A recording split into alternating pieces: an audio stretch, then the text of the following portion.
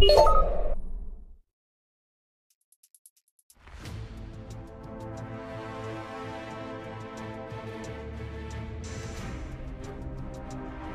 menarik tentang Azazel adalah dia telah begitu merusak umat manusia sehingga dianggap semua dosa berasal darinya. Dengan kata lain, dia adalah kambing hitam. Azazel sering diterjemahkan sebagai kambing hitam karena kambing ini dengan dosa-dosa orang-orang yang ditempatkan di atasnya kemudian dibawa ke atas tebing dan didorong ke padang gurun untuk binasa. Kata kambing hitam berarti seseorang seringkali tidak bersalah, yang disalahkan atau dihukum karena dosa, kejahatan, dan penderitaan orang lain.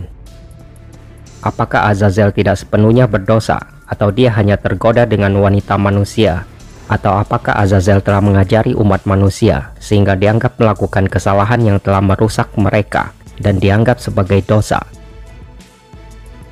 Menurut 1 Henokh atau kitab pertama Henokh, Azazel adalah salah satu ketua Grigori atau The Watchers, sekelompok malaikat jatuh yang menikah dengan manusia perempuan. Bahwa para malaikat penjaga mengawasi dan melihat para putri manusia sangat cantik, dan mereka mengambil istri dari semua yang dipilih. Ada raksasa di bumi pada masa itu dan juga setelah itu, ketika para penjaga datang kepada putri-putri manusia dan melahirkan anak untuk mereka. Orang yang sama menjadi pria-pria perkasa yang dahulu kala sangat terkenal, keturunan dari persatuan ini. Mereka disebut Nephilim, raksasa buas yang menjara bumi dan membahayakan umat manusia. Dan Azazel mengajari manusia membuat pedang, pisau, perisai, dan pelindung dada, serta memberitahukan kepada mereka logam-logam dari tanah dan seni mengerjakannya, perhiasan, semua jenis batu mahal untuk mempercantik diri. Dari sana muncul banyak kefasikan dan percabulan. Mereka menjadi sesat dan rusak dalam segala jalan.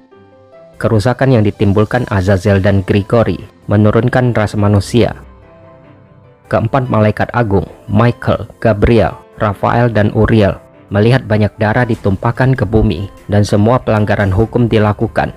Azazel telah mengajarkan semua kejahatan di bumi serta mengungkapkan rahasia abadi yang ada di surga yang diperjuangkan manusia untuk dipelajari. Malaikat agung Raphael kemudian ditugaskan untuk membawa Azazel dan mengikat tangan dan kakinya serta melemparkannya ke dalam kegelapan. Di atasnya ditutupi dengan bebatuan yang kasar, lalu dibiarkan tinggal di sana selamanya. Wajahnya ditutupi agar tidak melihat cahaya. Nasib Azazel diramalkan menjelang akhir kitab Henokh yang pertama, di mana pada hari penghakiman besar, dia akan dilemparkan ke dalam api. Seluruh bumi telah dirusak melalui perbuatan yang diajarkan oleh Azazel, dan itu adalah sumber segala dosa. Azazel juga disebutkan dalam 3 Henokh sebagai salah satu dari 3 malaikat yang menentang pangkat tinggi Henokh ketika dia menjadi malaikat Metatron. Sementara mereka jatuh, saat itu mereka masih di surga, tetapi Metatron tidak menyukai mereka dan membuatnya diusir. Mereka sejak pengusiran itu dikenal sebagai 3 malaikat yang paling disalahkan atas keterlibatan dalam kejatuhan malaikat yang menikahi wanita manusia.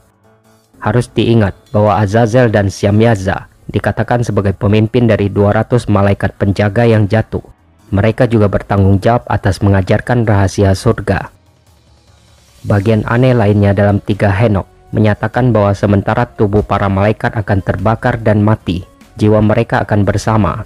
Air akan berubah menjadi es yang akan menyembuhkan mereka, meskipun mereka tidak mengetahuinya.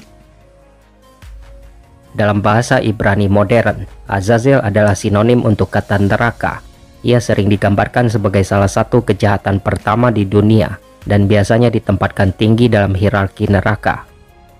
Beberapa menggunakan Azazel sebagai sinonim dari setan, tetapi yang lain berpendapat bahwa mereka adalah entitas yang terpisah. Meskipun banyak yang setuju bahwa penampilan seperti satir tradisional, setan kemungkinan besar awalnya didasarkan pada Azazel, karena ia sering dikatakan tampak mirip dengan itu. Kebanyakan menafsirkan Azazel sebagai tebing gunung terjal, tempat kambing hitam dilemparkan, tetapi beberapa berpendapat bahwa Azazel termasuk kelas Seirim, setan-setan seperti kambing yang menghantui padang pasir, tempat orang-orang biasa mempersembahkan kurban. Kedua pandangan tersebut didukung dan diperdebatkan dalam tradisi Yahudi. Dilihat sebagai setan gurun, Azazel tampaknya terjalin erat dengan kitab Henokh, sebagai penggoda pria dan wanita dan pemimpin pasukan pemberontak. Nasib Azazel belum tentu terasa lengkap, memahami bahwa ia terikat selamanya di bawah bumi dan akan tetap di sana sampai hari penghakiman, di mana ia akan dibuang ke tempat yang paling dalam untuk dibakar dalam api. Oleh karena itu, dengan logika ini, beberapa orang akan percaya bahwa Azazel masih ada di bawah tanah, terpenjara di dasar bumi, menunggu untuk dilemparkan ke dalam api di akhir zaman.